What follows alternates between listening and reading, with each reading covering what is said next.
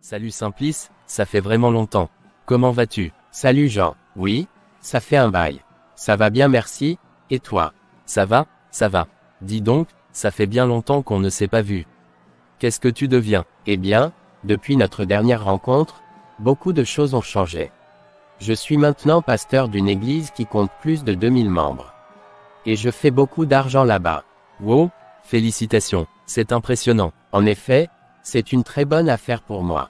Et tu sais quoi, sur mes conseils, Emmanuel et Sonny sont également devenus pasteurs dans d'autres églises dans le Nord. C'est une bonne chose de pouvoir guider les autres sur ce chemin. C'est fantastique de voir comment tu as pu influencer positivement la vie de tant de personnes. C'est vraiment admirable. Et toi, Jean, qu'est-ce que tu fais de ton côté maintenant? Eh bien, je travaille comme assistant comptable dans une petite entreprise de mon quartier. Rien de bien excitant, mais ça me permet de joindre les deux bouts. Tu sais, Jean, avec tes qualités et ta gentillesse, je suis convaincu que tu pourrais devenir un excellent pasteur. En plus, ça peut être très lucratif, crois-moi. Vraiment, tu penses que je pourrais réussir dans ce domaine? Absolument. Et en plus, en aidant les autres à trouver leur voie spirituelle, tu feras une réelle différence dans leur vie. Réfléchis-y, Jean, je peux t'aider à te former et te guider si tu le souhaites. Merci Simplice, je vais sérieusement y réfléchir. C'est une proposition très intéressante vraiment, et ça me touche que tu aies autant confiance en moi. Merci pour ton soutien. De rien. Bon, je passe te déposer chez toi à présent. Qu'en dis-tu? Avec plaisir. C'est une magnifique voiture que tu as là, pasteur Simplice. Oui, j'en ai plusieurs comme ça. Si tu suis mon conseil, tu en auras plusieurs comme ça aussi. Parfait.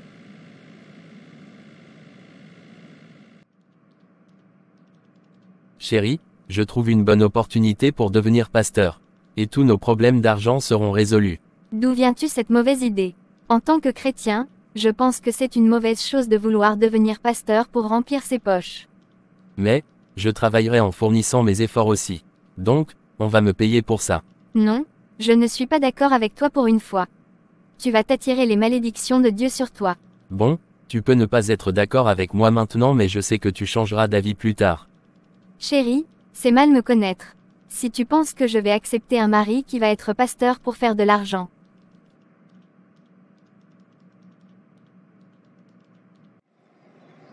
Je vais voir notre conseiller spirituel.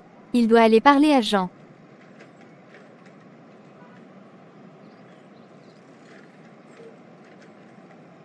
Jean, je t'ai entendu dire que tu voulais devenir pasteur pour devenir célèbre et riche.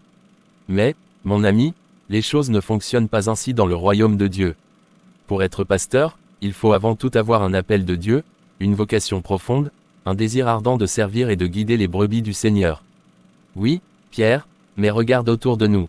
Tant de personnes prospèrent en tant que pasteurs, ils ont des églises pleines, des voitures de luxe, des maisons somptueuses pour habiter.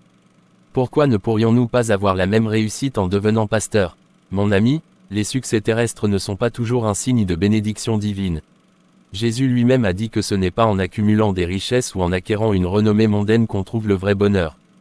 Pour devenir pasteur, il faut suivre l'exemple des grands hommes et femmes de la Bible qui ont répondu à l'appel de Dieu avec humilité et dévouement. Peux-tu me donner des exemples concrets de ces appels divins, Pierre?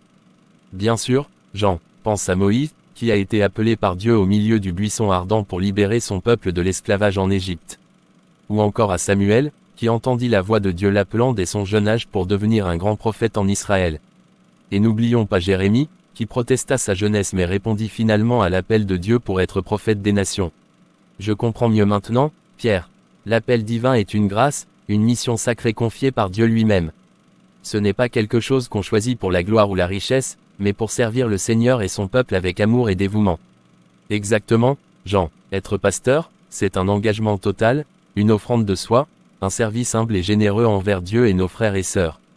C'est un ministère de compassion, de guérison, de proclamation de l'Évangile, d'édification de l'Église.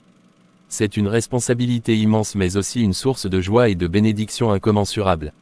Merci, Pierre, pour tes paroles sages et éclairantes. Je vais réfléchir sérieusement à mon désir de devenir pasteur et prier pour discerner l'appel de Dieu dans ma vie. Je veux servir le Seigneur avec authenticité et humilité, et non pour des motifs égoïstes ou mondains. Merci pour ton amitié et tes bons conseils, cher ami. De rien, Jean, que Dieu te guide et t'inspire dans ta quête de discernement et de vocation. Je suis là pour t'accompagner et te soutenir dans ton cheminement spirituel. Que le Seigneur te bénisse et te conduise sur le chemin de la vérité et de l'amour. Jean, une autre chose importante à garder à l'esprit est que pour servir Dieu, on n'est pas obligé de s'attacher à un titre ou à une position particulière. Le simple fait d'être pasteur ne garantit en rien notre salut éternel. Ce qui importe vraiment, c'est notre relation personnelle avec Dieu, notre foi, notre amour pour lui et pour notre prochain. Comme Jésus l'a clairement enseigné dans l'Évangile, ce ne sont pas tous ceux qui disent « Seigneur, Seigneur », qui entreront dans le royaume des cieux, mais ceux qui font la volonté de mon Père qui est aux cieux. Notre vie chrétienne doit être fondée sur l'obéissance à Dieu, la pratique de la justice, la miséricorde envers les autres, et non sur des titres ou des apparences extérieures. Tu as tout à fait raison, Pierre. Je dois garder en mémoire que la véritable grandeur se trouve dans l'humilité, la simplicité, et la fidélité à Dieu. Je te remercie sincèrement pour tes précieux conseils et ta sagesse. Tu m'as aidé à réfléchir profondément sur ce que signifie réellement servir Dieu et suivre sa volonté.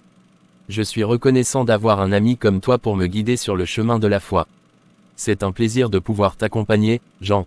La marche avec Dieu est un parcours rempli de défis et d'épreuves, mais aussi de bénédictions et de joie profonde.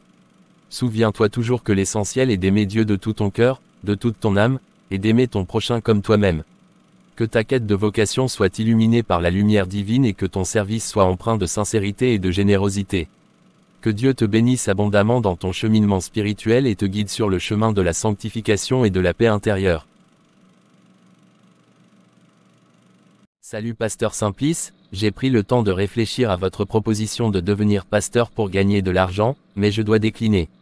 Salut Jean, je comprends ta décision, mais permets-moi de te dire que tu passes à côté d'une opportunité qui pourrait changer ta vie financière. Je préfère ne pas compromettre mes valeurs et ma foi pour des gains matériels. Je ne veux pas attirer les malédictions de Dieu sur ma vie en agissant de manière contraire à ce que je crois être juste.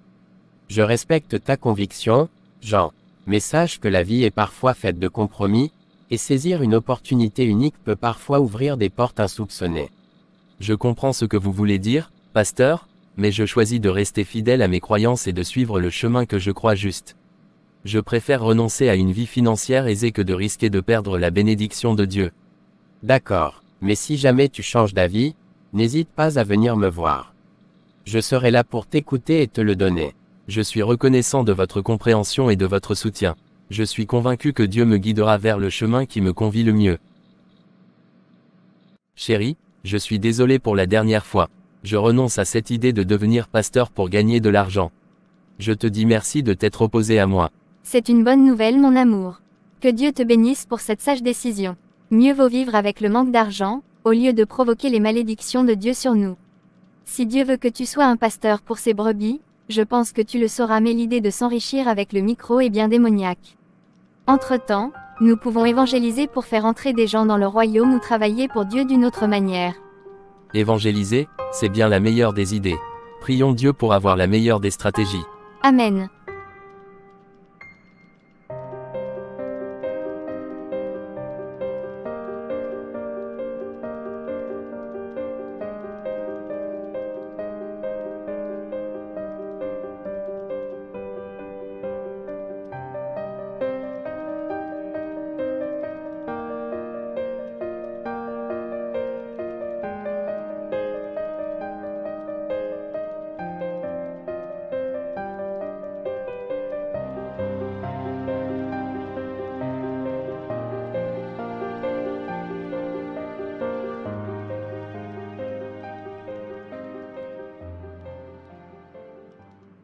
Salut à toutes et à tous, vous venez de regarder l'une de nos vidéos.